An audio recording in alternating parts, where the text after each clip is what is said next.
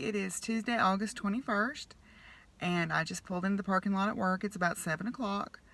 I noticed that one of our feral kitties, you can't see her, but we have a colony of feral cats here that the Student Humane Society has spayed and neutered, but we do feed them to keep them in good shape because they do keep the mice population down. She's on my department chair's car over there. It's a yellow tabby. Looks a lot like Baxter. She has her little ear tipped, though. When they took her and had her spayed, they tipped her ears so that we would know we didn't need to, or they would know they didn't need to catch her again. I used to be the faculty sponsor of the Humane Society, but as with any student-led organization, you got to have student leaders to keep it moving, and our really good president graduated, and after that it's just hard because there's so many demands on people's time to keep it going. But one of the biology professors is fostering cats for a group called Out of the Woods, and she has kind of got a group of students together that are active now again, which is good.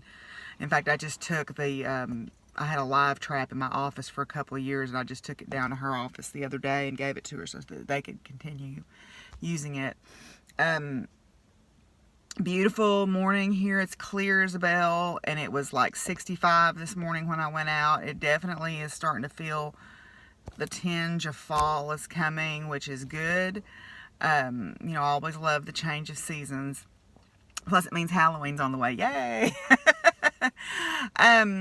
So today's plan is to I'm going to work on my other class this morning and get the paperwork all done for it. It should be a lot more straightforward of a process because I'm not making very many changes yet. I'm going to change a couple of things in the descriptions and stuff, and then I'm going to go through and start editing some notes. I learned the hard way that you should not make your notes book specific, because when we change textbooks, then page numbers and stuff don't jive anymore. So I'm going to go through and edit all these page numbers and change them so that they will, I'm just going to take them out. It's what I'm going to do, in that way, no matter what book I use.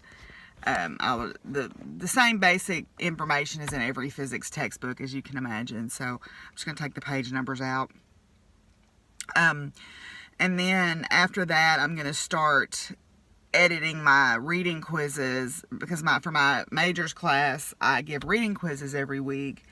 And because I want them to actually read the book, you know, to read the material. So I give reading quizzes every Friday. And since I've changed textbooks to the OpenStax book, I need to go through and make sure that my reading quizzes make sense with their chapters and the order of their chapters and stuff. And also too, I'm changing up my labs a little bit, so I'm going to go through and do some editing on some labs. We'll see how far I get on all that today. The main thing is to get my other class paperwork knocked out. Then this afternoon, Jacob is going to come out to the house and help me for a while. I've got to stop at the feed store to get the rest of my feed. When I'm working, I try to buy at least a week and a half to 2 weeks worth of feed ahead, so I don't have to stop at the feed store every day. So I'm going to stop. I've got to get rabbit food and chick feed today. I got dog and cat food. I got horse and big chicken food yesterday. So today I've got to get chick starter, and then my mix for my rabbits. And I think I'm going to back off on the black oil sunflowers on my rabbits, because I noticed it's starting to cause some loose poops. So I'm going to back off and I'm going to look up, I was thinking about starting to put beet pulp in their feed. I need to look that up when I get in my office to see if that's okay, because that's a good fiber source. Made plan to go pick Bo up. I'm going to get him on Friday. So I'm excited to see where he is at.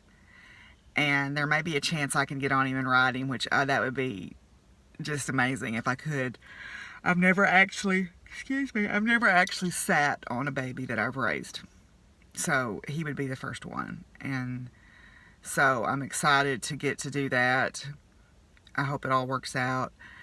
Yeah, so beautiful morning here. I'm going to go into my office, and I don't have any meetings or any interaction today with students, so I'm wearing a t-shirt because it's just comfortable, and I'm going to be working in my office. Plus, I'll need a little bit of a sleeve. My office is next to one of the computer areas, and so as a consequence my office is pretty cold all the time. I usually keep like a sweater or a lightweight jacket in there, just because my office is kind of cold because of that. Yeah, so that's kind of where I'm at this morning. While I was getting ready for work this morning, I was watching the Ninja Chicken's podcast about her trip to the Wool Scouts retreat. I just really think she is so cool. I love watching her podcast. She is someone who I aspire to be like, in terms of her, the way she comports herself and her worldview and her ability to live so close to the earth. You know, I aspire to be that person. Anyway, I've got to upload my episode. I'm going to start that uploading when I get into my office, and everything. I just uploaded my vlog last night. I was so tired by the time I went trekking looking for the donkeys that I was just like, oh, I'm just going to go to bed. So anyway, yeah, so I think after this week I can probably start leaving Luna out in the house because she's growing, and I think that, you know, I've left her loose when I've gone out and fed, or when I've run to town to the grocery store just for short trips. And then like last night, my friend Jane called, and she lives in Dover, and she said, come play Pokemon real quick with us, we need some help. So I drove over there, you know, so I was gone for an hour or so from the house, and there was no issues. So I think that we're to the point where I can start leaving Luna out. So we'll trial run a little bit longer run this weekend. Excuse me. And see how that goes. Excuse me. Anyway, so that's kind of where I'm at, and we're going to go into my office and get some work done.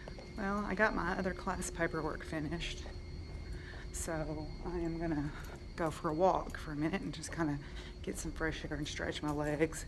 And I'm going to go down to my classrooms and labs to make sure that the computers work like I think they're going to, which is always important. We always have such pretty flowers on this campus.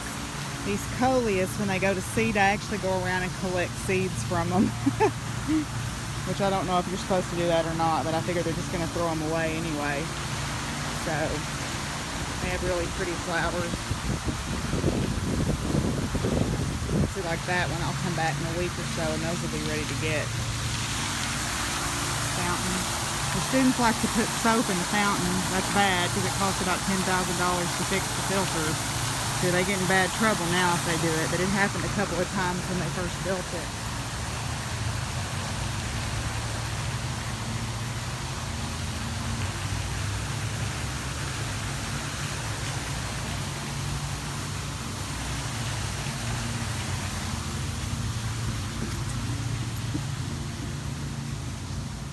Well, I was going to have Jacob come this afternoon, but I've kind of waved him off. I want to get finished updating my lectures, and I'm feeling pretty tired after the hike all over the pasture twice to look for the donkeys last night. So I'm working on updating my lectures. I'm up to my Unit 7 Quantum Mechanics lecture for my algebra-based class. And I like to add little funny memes at the beginning of my lectures. There's one that I really like. It's not a meme, but it's a cartoon from XKCD. If you're not familiar with XKCD, they're the guy is a physicist, and he's also interested in literature, and he does cartoons every day. And oh, that's the wrong one. Let me find it. But I do like this one, static electricity. But the XKCD did a cartoon about a simple circuit diagram, so let me see if I can find it.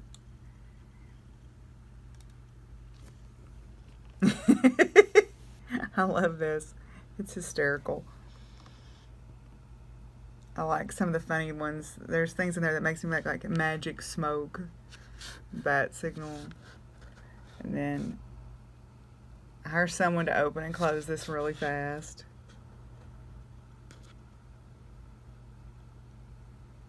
This to the center of sun. I just thought that was really funny. There's also a couple of books that I really like that are by the same guy. this one is a book called What If, and it gives, I like what it is. It's serious, where's it at? Serious scientific answers to absurd hypothetical questions. So, it asks what would happen if all the people jumped up and down at the same time in one spot on the earth, and it's and it goes through the actual physical problems of trying to do that. My favorite one is, if I can find it, is what if you built an actual table out of the elements of the periodic table, and what would happen. And I guess just because I have a morbid sense of humor, let me see if I can find it.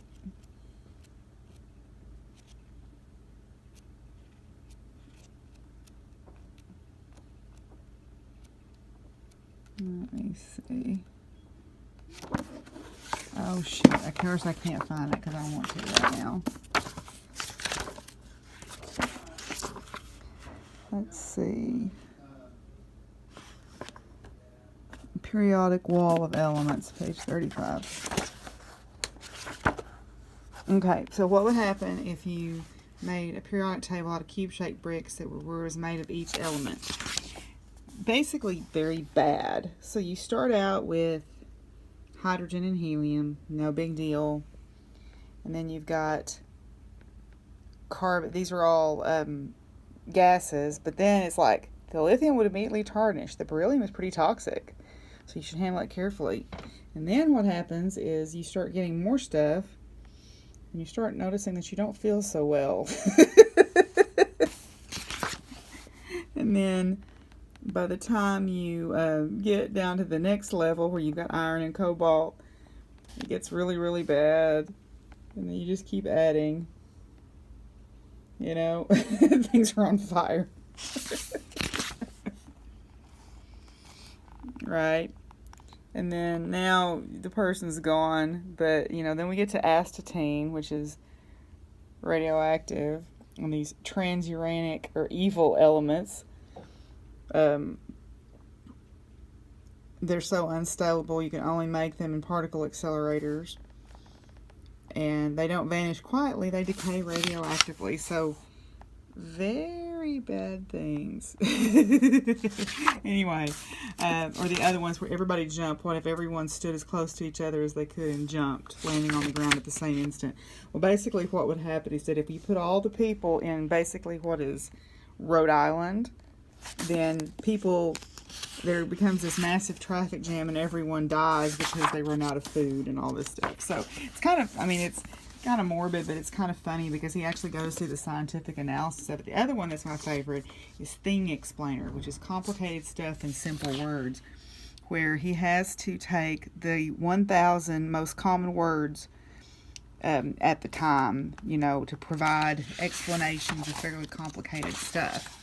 So, like things in this book by page, which is also called the Table of Contents, but that's not the most common word. So, like, for example, boxes that make clothes smell better, and it explains in pretty good detail in diagrams how a washer and dryer work. Or bags of stuff inside you, which breaks down the circulatory and the digestive systems. Or heavy metal power building, which is a nuclear plant. It explains how a nuclear plant works. And I use this one in class, and it talks about the metal spreading room. Of course, you don't have people swimming around in the water and stuff like it shows here, but the metal spreading room, that's if there's a meltdown. What I like is this sentence. It says, "It's good if the metal can spread out, since when it's all close together, it keeps making itself hotter. But if this room ever gets used, it means everything has gone very, very wrong." Anyway, so it's a great book. It's got the USS Constitution, or the laws of the land, the USS laws of the land. And I like this because it actually explains the Constitution in basic language. And then it's the U.S. laws of the land in italics, which is the ship. So you've got the U.S. Constitution, and the USS Constitution, which I thought was pretty cool. So you've got your crew, which is you got your boat riders, your leaders, your second leaders, your normal people, less important leaders, leaders of the fighters and the fighters. So anyway, so yeah, so I thought that was kind of cool. I love these two books, so I thought I would share those with you. They're both by Randall Munroe, and he's the creator of XKCD. So, well, I've left my office and I ran by the feed store and picked up some feed. There's one bag that they're going to have to order in from their other store for me. I'm going to start adding some beet pulp to the mini horses feed to try to help them a little bit, and also to my rabbits feed. I went by the grocery store and picked up a few little things, and also a light bulb so that I don't feel like I'm attending a rave every time I go into my laundry room to try to do laundry. It's just flickering right now. It's like a strobing effect, and I'm like, oh, I can't stand that. So I stopped and got a light bulb. Gonna head home and do what I do, unload some feed and feed the animals and water them, and then probably knit the rest of the evening, maybe. We'll see. Turmeric flowers opened up and it looks like more of them are going to come out of the bottom. How pretty is that? Somebody was asking me if when I harvested the roots it killed the plant. What you do is you let the plant die back, and then you divide the roots and take a little bit and then plant the rest. A little bit goes a long way. So that's what I did last year, and that's what I did with my ginger also, and that's what I'll do again this year. These will die back over the winter. I'll take them in the house when it starts getting cold. They don't like below about 70. I'll take them in the house, and then when they die back, I'll dig up the roots, I'll divide them, I'll repot over half, and then I'll harvest the rest. So that's what I'll do. This is an old rose my grandmother planted when they built the house, and she had moved it from Tulsa, and they lived in Tulsa from the 1940s onward, so I'm pretty sure the rootstock on this stuff is probably close to 80 years old. It's a little overgrown right now, but I've been cutting these trees back. I can't poison the trees because they're right here by the rows, so I have to cut these little trees back.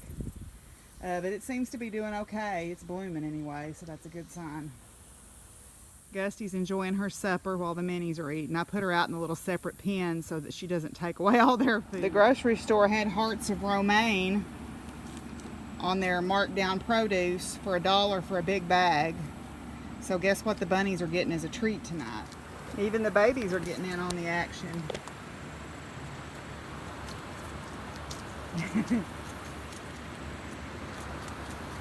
How cute. So good stuff. Well, I decided I would go up to knit night since I don't ever get to go, and this is one Tuesday night I'm free. Normally I'm not. But I had found a gift card that someone had given me to our local big box craft store, and I needed to get 600 or 550 size 6-0 beads for this In the Rough MCAL. And these are my 2 yarns, so I think those beads will look really pretty with those, don't y'all? It's called Tortoise Rainbow. I think those will be pretty. I got 3 tubes of them. I'm sure that's enough. But better safe than sorry, right? So, and they cost me nothing because my gift card, even though it was 3 years old, is still good.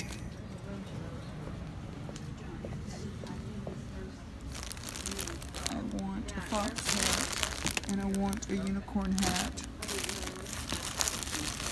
Not so much on the football hats.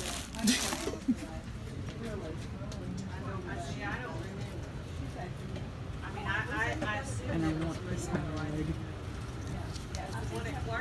It's a real, I got a bad case of the I wants. Some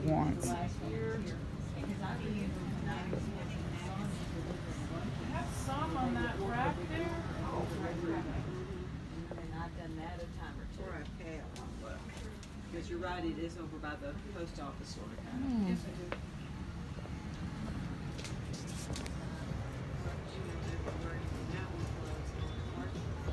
You're my first earring customer. Oh, those are beautiful. Won't be your last.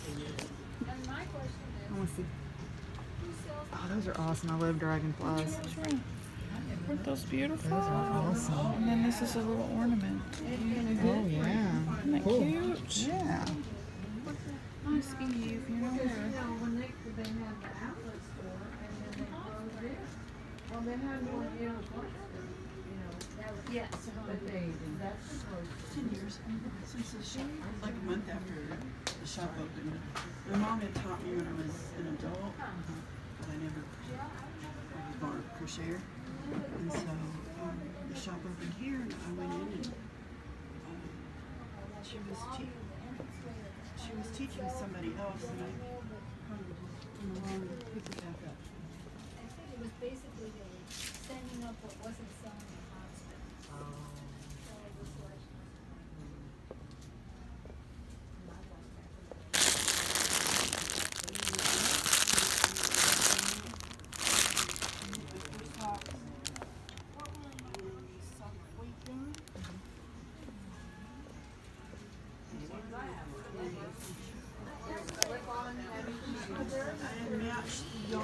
Well, I'm home from knit night. Had a good visit with everybody, and I picked out some yarn for that Gothic Angel mystery knit along. It doesn't start till October, so I've got a little bit of time. And got some size 3 needles for that Into the Rough MCAL. Had Stephanie help me with that We Were Seeds Riza Knits pattern. I was a little bit confused about how to start the next section. Got started off on it, lost count, made some mistakes, so I ended up frogging everything that I knitted and starting over. I think I'm going to have to write that pattern out because it's charted, and on the right side a symbol means knit, but on the wrong side it means purl, and I forget, and I just purl every time I see the shaded box.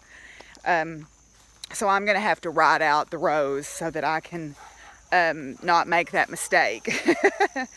But at least I'm on the right stitch count now, so that's the main thing, right, is getting on the right stitch count. So, but I enjoyed getting to visit with Stephanie. There was a lady there that was wanting to crochet her granddaughter's scarf, and we helped her. A couple of us got together and helped her pick out a pattern, and we finally settled on the virus shawl, and she was doing that when I left, and had picked out some real pretty blue yarn, although it has to be hand washed, and I'm a little concerned that a college student is not going to want to hand wash a shawl. Well, I don't check my regular mail for 2 or 3 days, and all I get is junk that goes immediately in the recycling bin. But I guess it's better than getting bills, right? Anyway, I enjoyed getting to visit with them tonight. I'm excited to get back to work on that Riza Knits shawl because it's some of that, it's the Honeybee Knits Tits Out Collective yarn, and it's so bright and pretty.